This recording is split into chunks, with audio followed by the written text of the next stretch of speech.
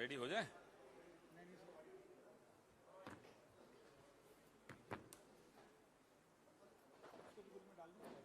हाँ डाल दो।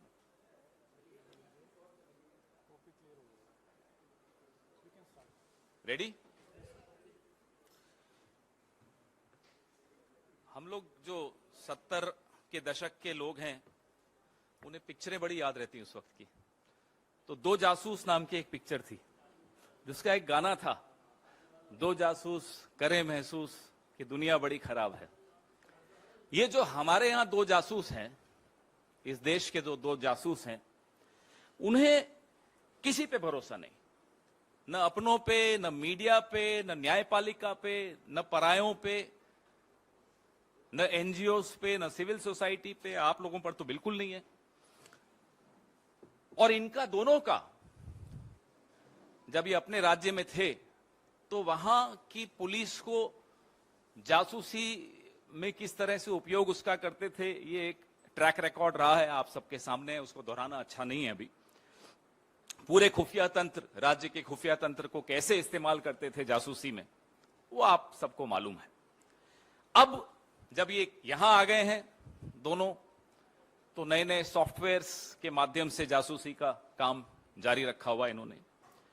करोड़ों रुपए, हमारे और आपके टैक्स पेयर के करोड़ों रुपए, ये ऐसे उपकरण, ऐसे स्पाईवेयर, ऐसे जो इजराइल या अलग अलग टेक्नोलॉजीज आती हैं, वो खरीद कर लगा रहे हैं। ये क्यों करते हैं ऐसा? इसका एक साइको एनालिसिस भी आप में से कुछ लोग अगर करना चाहें तो आपको करना चाहिए। क्योंकि जो शहंशाह हैं, जो उन्होंने एक बड़ा सा महल बनाया है भय और झूठ की, जिसमें नींव है जिस महल की, वो बड़ा खोखला महल है। इतना खोखला महल है कि आपके एक सवाल से उस महल का भांडा फूट जाता है, वो महल गिर जाता है। तो वो भय इनके अंदर है कि साहब अगर कहीं हमारा सच बाहर आ गया तो ये महल हमारा टूट जाएगा। कैम्ब्रिज यूनिवर्सिटी में लोकतंत्र के सामने जो चुनौतियां आई हैं उस पर चर्चा करना तो अपराध माना जाता है, लेकिन कैम्ब्रिज एनालिटिका का दुरुपयोग करके देश के चुनावों पर प्रभाव डालना देश प्रेम है। यह है शाह और शहंशाह की परिभाषाएं। चलिए हम मान लेते हैं हम आपके विरोधी हैं, आप हमें पराया मानते हैं, आप हमें दुश्मन मानते हैं, आप हमारी जासूसी करना चाहते हैं, कराइए। लेकिन अपने ही मंत्रियों के फोन में पेगासस क्यों? अरे आपके मंत्री हैं किस काम के कि उनके फोन में आपको कुछ मिल जाएगा? हाँ, इतना मालूम पड़ जाएगा कि कहीं वो उद्घाटन करने नहीं जा रहा हो अकेले, कहीं रिबन काटने कहीं स्मृति जी नहीं चली जाएं, या निर्मला जी नहीं चली जाएं, या पीयूष गोयल जी नहीं चले जाएं, या अश्विनी वैष्णव जी नहीं चले जाएं। इससे ज्यादा तो आपको अपने मंत्रियों से उम्मीद भी नहीं करनी चाहिए कि कुछ वो होगा उनके पास। आपने छोड़ा क्या है उनके पास? तो आप अपने ही मंत्रियों, अपने ही देश के पत्रकारों, अपने ही देश के विपक्ष, अपने ही देश की न्यायपालिका, अपने ही देश के लोगों के खिलाफ करोड़ों रुपए इसी देश का पैसा उपयोग करके, दुरुपयोग करके लगाते हैं और जासूसी करते हैं।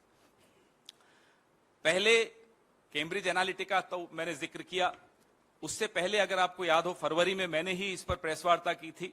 टीम जॉर्ज, मैं और सुप्रिया जी ने यहां बैठकर प्रेस वार्ता की थी, मुझे याद है। इजराइल के जो हैकर्स हैं उनका उपयोग करने की आरोप इन पर लगा। पेगासस की जब मामला बहुत आगे बढ़ गया, और आपको याद है कि सुप्रीम कोर्ट की टिप्पणी भी आपको याद है कि सरकार ने कमेटी के साथ सहयोग नहीं किया, और आज भी वो सील्ड कवर में बंद है। पेगासस जब बहुत बदनाम हो गया तो जो मिनिमम गवर्नेंस मैक्सिमम सर्वेलेंस वाली सरकार है, ये अब नया स्पाईवेयर मार्केट में ढूंढ रही है, और आरएफपी भी इन्होंने निकाला हुआ है एक पर्टिकुलर डिपार्टमेंट ने। ये कॉग्निटो नाम है इसका। तो कॉग्निटो के माध्यम से, कॉग्निटो इसलिए कि इसके बारे में ज्यादा जानकारी नहीं है, कहीं ज्यादा ब्लैकलिस्ट नहीं हुआ, इस पर आप लोगों ने या किसी ने ज्यादा लिखा नहीं। तो जो ट्रेडिंग डेटा है, एक प्रमुख समाचार पत्र ने निकाला है कॉग्नाइट स्पाईवेयर उपकरण खरीदा गया है जो पेगासस का विकल्प है, इस देश में अभी लाया जा रहा है। और पेगासस की जो प्रणाली है उसकी तुलना में इसका प्रोफाइल इतना हाई प्रोफाइल नहीं है कि जिसके बारे में बहुत चर्चा हो गई हो देश में या विश्व में। लेकिन जो अमेरिकन लॉ फर्म है एक, मैं आपको ये भेज भी रहा हूं, जो उनका कोट है कॉग्नाइट के विषय में, वो मैं पढ़ के आपको जरा सुनाना चाहता हूं कि वो कॉग्नाइट को वो क्या परिभाषा इन्होंने दी है। कॉग्नाइट ने नियमित रूप से दुनिया भर के पत्रकारों, सबसे पहले आप ही लोगों का नाम आ रहा है, हम तो बाद में आएंगे, असंतुष्टों, सत्तावादी शासन के आलोचकों, विपक्ष के परिवारों और मानवाधिकार कार्यकर्ताओं को उनकी जानकारी के बिना निशाना बनाया और इन लोगों से जानकारी हासिल करने के लिए हेरफेर करके या उनके उपकरणों और खातों से समझौता करके उनके बारे में खुफिया जानकारी एकत्रित की। ये जो साहब नया उपकरण खरीद रहे हैं, स्पाईवेयर खरीद रहे हैं, उसके बारे में अमेरिकन लॉ सेंटर, एक लॉ कंपनी है, वो क्या कहती है मैंने आपको पढ़ के सुनाया। 120 मिलियन यानी कि 986 करोड़ का इस पर सार्वजनिक धन खर्च होगा। मेरा और आपका 986 करोड़ खर्च होगा इस स्पाईवेयर को खरीदने में और इसका उपयोग करने में, क्योंकि उसमें कुछ लोगों को ट्रेनिंग भी देनी पड़ती होगी, मुझे लगता है। हालांकि ये लोग तो, शाह और शहनशाह तो बड़े ट्रेंड हैं। हम यह जानना चाहते हैं, सरकार से पूछ रहे हैं कि क्या कॉग्नाइट से कुछ संचार उपकरण आप लोगों ने खरीदे हैं तो किस मंत्रालय द्वारा खरीदे गए हैं, उस पर कितना खर्च आया है, और इसी संदर्भ में, इसी प्रक्रिया को आगे बढ़ाते हुए क्या एक नए स्पाईवेयर को आप अंतिम रूप देने के लिए विचार विमर्श कर रहे हैं, और अगर कर रहे हैं तो किस स्तर पर कर रहे हैं, और खास तौर पे ऐसा स्पाईवेयर जिसकी जानकारी अभी सार्वजनिक क्षेत्र में कम है। और रिक्वेस्ट फॉर प्रपोजल RFP क्या इशू कर दिया है किसी मंत्रालय ने? अगर हां तो वो कौन सा मंत्रालय है? स्पाईवेयर की रेस में अलग अलग 2-3 कंपनियां हैं जो जानकारी मीडिया से ही माध्यम से ही मिली है। लेकिन जो कॉग्नाइट है, इसको मेटा द्वारा व्यापक दुरुपयोग पाए जाने के बाद नॉर्वे के सॉवरेन वेल्थ फंड द्वारा इसके स्टॉक को डंप कर दिया गया है। पहले इसके बारे में थोड़ी बहुत चर्चा है, ऐसा नहीं कि बिल्कुल चर्चा नहीं है। क्वाड्रीम, इन्होंने कई अलग अलग चीजों से बात करनी शुरू की, अलग अलग कंपनियों से। प्रीडेटर, मैं आपको सारे डिटेल्स इसमें दूं, प्रेस रिलीज में तो है ही, तो मैं दूंगा ही आपको शायद भेज भी दिया है विनीत जी ने। राजनीतिक रणनीतिकारों, पत्रकारों, विपक्ष, मीडिया तो है ही। आपको याद है सीबीआई के खिलाफ जब मुहिम छेड़ दी थी इन्होंने, आधी रात को सीबीआई पर भी छापा डाला था, तो वहां भी किस तरह से इन्होंने ऐसे स्पाईवेयर्स का उपयोग किया था, ये सब आप लोगों को मालूम है। लेकिन इस पे आप लोग चर्चा कम करते हैं, आपको लगता है कि आपके फोन्स भी कॉम्प्रोमाइज होंगे। 2019 से पहले पेगासस था, तो 2024 के चुनाव से पहले अब ये कॉग्नाइट का सहारा लिया जा रहा है। इस दौरान बीच में कैम्ब्रिज एनालिटिका का मैं आपको बता ही चुका हूं। तो जो हमारे सुप्रीम लीडर हैं, उनसे हम एक आग्रह भी करना चाहते हैं इस प्रेस वार्ता के अंत में कि आप हम सबके घरों में ताक झांक करने के स्थान पर जरा सा कुछ वक्त के लिए अपने गिरेबान में झांक लें, कई जवाब मिल जाएंगे आपके सवाल।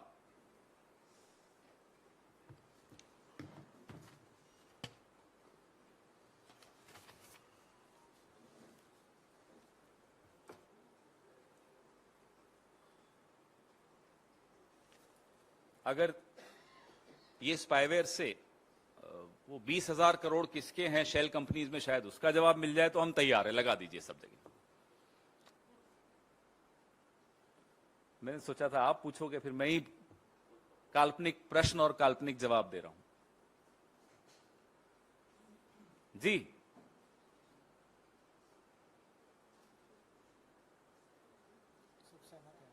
आप सब सहमत हैं? कल सब छापेंगे? धन्यवाद। पूछिए।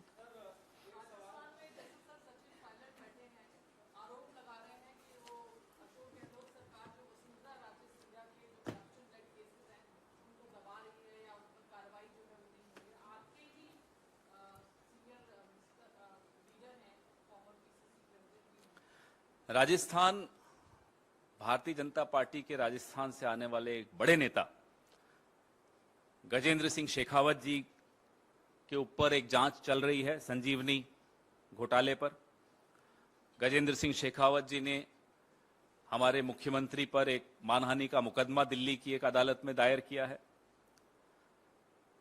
राजस्थान में किस तरह से कोविड के दौरान हमारे एमएलएस को खरीदकर चुनी हुई सरकार को गिराने की साजिश भारतीय जनता पार्टी ने रची थी, उसकी भी जांच चल रही है।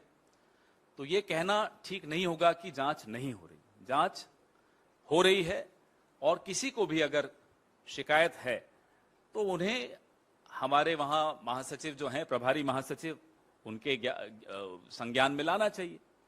लेकिन जांच शेखावत जी के पर जो जांच हो रही है उसके विषय में पहले भी मैंने खुद यहां प्रेस वार्ता करके आपको बताया था। हम ना केवल जांच कर रहे हैं, आपको समय समय पर बता भी रहे हैं कि वो जांच कहां तक पहुंची और आने वाले कुछ महीनों में आपको और भी जानकारियां मिलेंगी।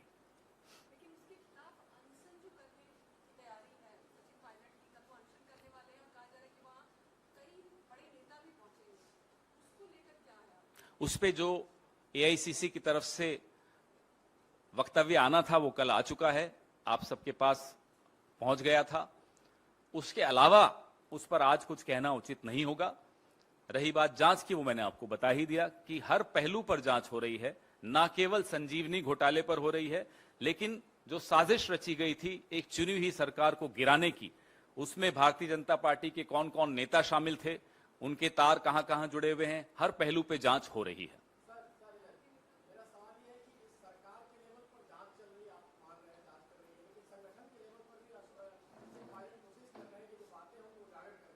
संगठन जांच नहीं करता, जांच का काम एजेंसियों का होता है।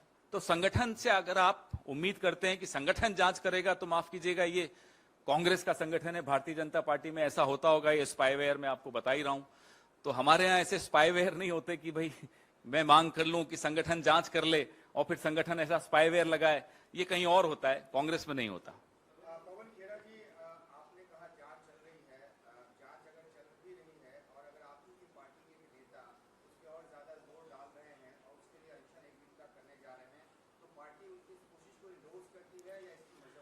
हमारे प्रभारी महासचिव संपर्क में रहते हैं, निरंतर संपर्क में रहते हैं, हर नेता के संपर्क में रहते हैं राजस्थान के। वो जो चर्चा उन्हें करनी होगी, जो विचार विमर्श उन्हें करना होगा, इनसे भी करेंगे, कर रहे हैं, और विचार विमर्श के पश्चात जो उत्तर उन्हें देने होंगे, इन सवालों के उत्तर वो जरूर देंगे।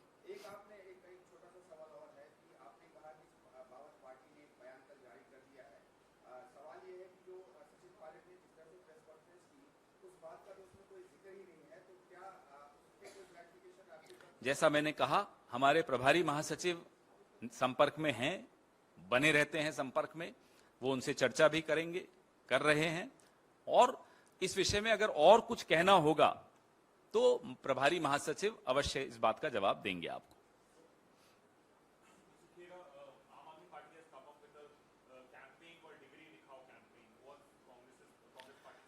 We have been very clear right from the beginning. The degree or the need for a degree for any elected representative is not as important as the fact that somebody has lied on the issue of the degree. However, the Congress party does not support any such demand that there should be a minimum educational qualification for people occupying constitutional posts. However, they should always, of course, nobody should lie about something as important as a degree.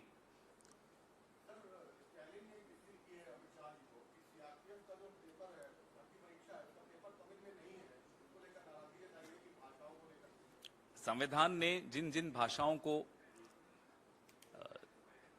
राष्ट्रीय भाषाओं का दर्जा दिया है, उन भाषाओं का सम्मान करना हर सरकार का दायित्व है, और न केवल इसलिए कि वो संविधान का दर्जा है उन भाषाओं को, लेकिन इसलिए भी कि आप इस पूरे देश को समझिए, उसके प्रति कुछ संवेदनशीलता दिखाइए। आप अपनी भाषा थोपना किसी और की भाषा को नीचा दिखाना, सम्मान नहीं करना, थोड़ी संवेदनशीलता दिखानी आवश्यक है. This also respects the federal structure of this country. We are a union of states, which means that languages, eating habits, culture, everything needs to be respected. That's what makes India what the beautiful country that it is.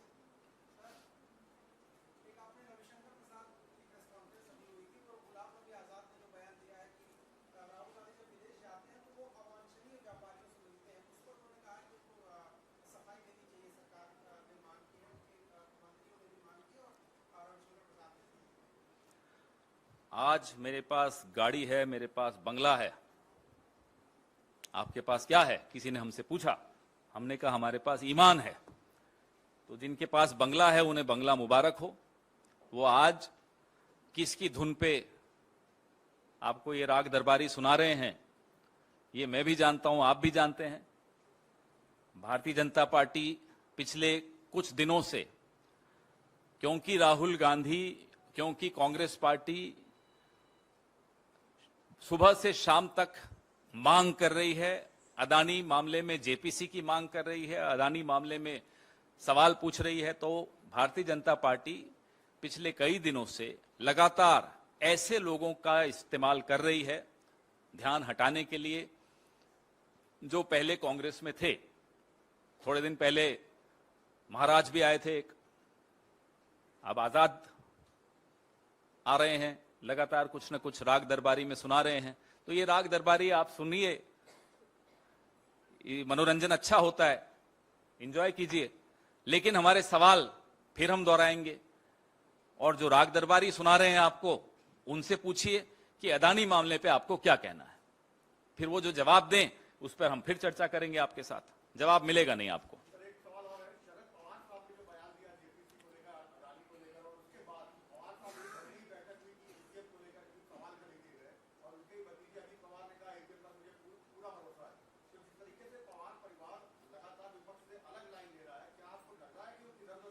नहीं, क्या कहा था शरद पवार जी ने कि JPC पे ज्यादा सदस्य Bharatiya Janata party के होंगे, पूरा सच नहीं मालूम पड़ सकता. ये शब्द थे.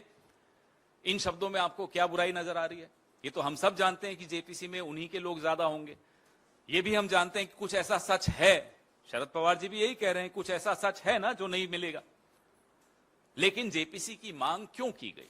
इसलिए की गई, भले ही सदस्य भारतीय जनता पार्टी के ज्यादा होंगे, तमाम ऐसे कागजात, तमाम ऐसी जानकारियां, तमाम लोगों की और एजेंसियों की और विभागों की और मंत्रालयों की भूमिका टेबल पर आनी चाहिए, सबके सामने सार्वजनिक पटल पर आनी चाहिए. सेबी का क्या रोल रहा, आरबीआई का क्या रोल रहा, बैंकों का क्या रोल रहा, प्रधानमंत्री कार्यालय का क्या रोल रहा, अलग अलग मंत्रियों के कार्यालयों का क्या रोल रहा, यह जानकारी हम सबको मिलनी चाहिए. जेपीसी की मांग हम इसलिए कर रहे हैं, इस पे हम लोग बड़े स्पष्ट हैं. उस पे हम लोग पूरा एक विस्तृत जवाब यहां से दिया जा चुका है. पुरानी खबर को फिर से चलाना मुझे नहीं लगता चलेगी भी, और उसमें कोई टीआरपी भी नहीं मिलेगी. आज की खबर ये स्पाईवेयर की है. नया स्पाईवेयर आया है मार्केट में, और मार्केट में बाद में आता है साहब, और शाह और शहनशाह के पास उसकी जानकारी पहले पहुंच जाती है. धन्यवाद. आज कोई टिक टैक नहीं करेंगे, थोड़ा जल्दी में हूं, माफ कीजिएगा.